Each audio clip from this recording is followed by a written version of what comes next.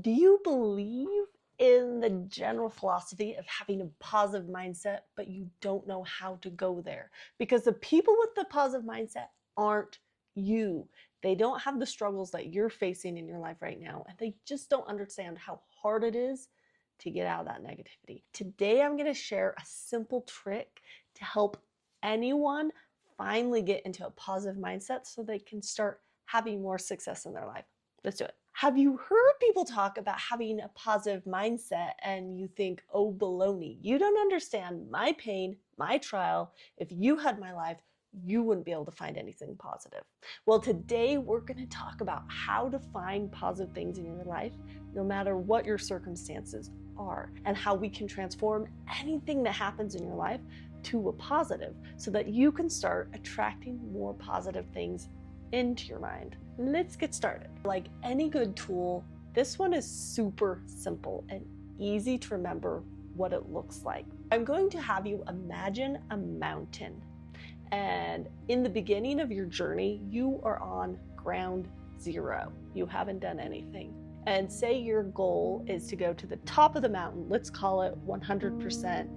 You did it, you got the $1 million, whatever it is, you're at the top of the mountain. When you measure your progress, let's say you're going up the mountain and you get to about here and you're feeling pretty defeated because you feel like it's such a long way to go to the end, right? Now, most entrepreneurs, they focus on that last bit, and we're gonna call that the gap.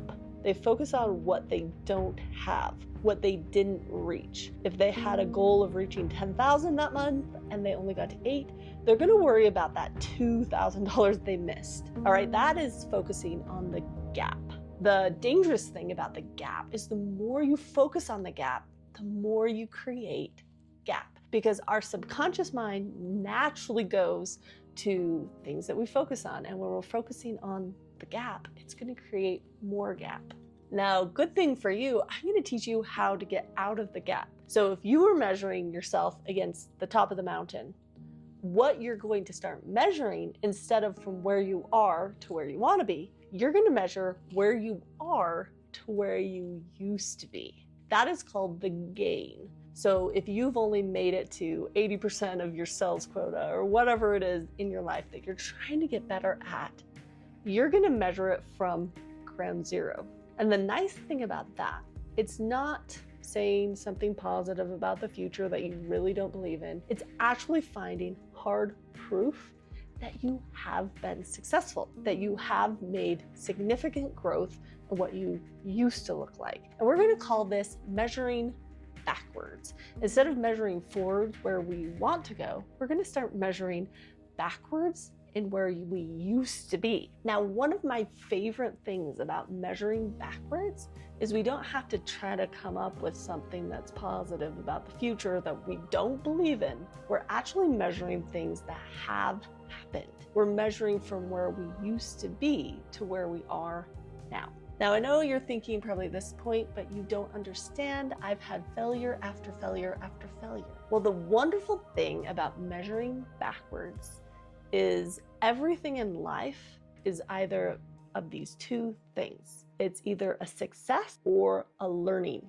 And the learning sometimes people mislabel as failures. When you talk to someone that you think is going to be a great networking opportunity and they tell you no, or they won't give you the time of day, that can either be a failure or you can take it as learning. You can analyze, okay, was that a person a right fit for me? Did they have this and this qualification? How could I stop this from happening in the future? What kind of person do I need to contact? And you can ask yourself and get some really good answers to how you can move forward in the future. And you can turn that into a win. Then instead of thinking that that whole conversation was a failure, you'll be like, yes, that was a win. That was actually a bigger win than if they would have said yes.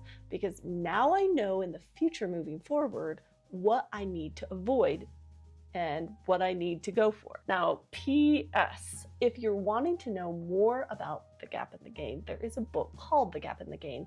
And actually the amazing business coach, Dan Sullivan, came up with this initial theory of measuring backwards and using the gap and not the gain. So if you want to read an awesome book, check it out. I'll have the description in the link below. Now, I'm going to recommend, if you really want to get into this mindset and get the most growth in your life as possible, you have to start measuring small wins. And what that looks like is, at the end of the day, you're going to write in your journal and you're going to name 3 things that were wins today. Now, they can either look like success or they can be learning experiences. And each one is really great. And actually, the learning experiences can sometimes be more beneficial in your progress forward, as long as you're able to frame them in the right mindset, so you're seeing why it was a benefit. So you're gonna think of the 3 wins every night. Then you're gonna broadcast 3 wins that you're gonna have the next day. And you're going to write down what those 3 wins, what you want them to be, what you're going to do. 3 is a magical number. A lot of people have way too many things on their to-do list, way too many things floating in their head, and they can't focus on any of them because they're so overwhelmed with things. 3 is a magical number because you can actually focus and remember what those 3 things are, and it feels way easier and you're way more likely to get things done. So focus on 3 wins that you want to have for the next day. Also, an added trick, when you think about something at night, your subconscious brain works on it all night long and it programs it into what it wants to accomplish. So if your 3 big wins are, say, find a new client, or generate some kind of lead, or whatever it is that you want to do, if your brain is thinking about it all night long, you'll wake up in the morning with some really good insight or new ideas popping into your head of what you actually want to get done. Then when you wake up in the morning, you're gonna go over what you want your 3 big wins to do, and you're going to go after those 3 wins. Now, a crazy thing might happen as you're going after these 3 big wins. You might find that you actually get different wins.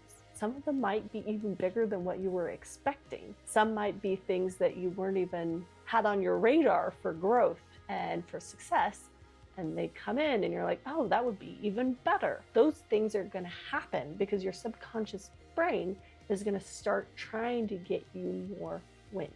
Now, you remember when I told you when you're focusing on the gap, you create more gap? Crazy thing about focusing on wins, you get more wins. You might find at the end of the day, when you go to write down your 3 big wins, that it's almost hard to pick which ones, because you're going to start creating a win mindset. You're going to start seeing those wins, those gains that you've had in your life, and you're going to start creating more and more. And that is okay, my friend. I want you to imagine what your life would look like if every day you wrote down your 3 big wins every day. And in a week, you had 21 wins that you knew were wins and you were proud of. How would that change your mindset? How would that change your business? How would that change your life to be constantly working on simple things that you can do to make huge differences? If you're looking for more tools to get you to feeling worthy for the wealth that you're trying to create, please join me in my Facebook group, because I help entrepreneurs just like yourself change their mindset so that they can change their life and make the world a better place. We'll see you next time.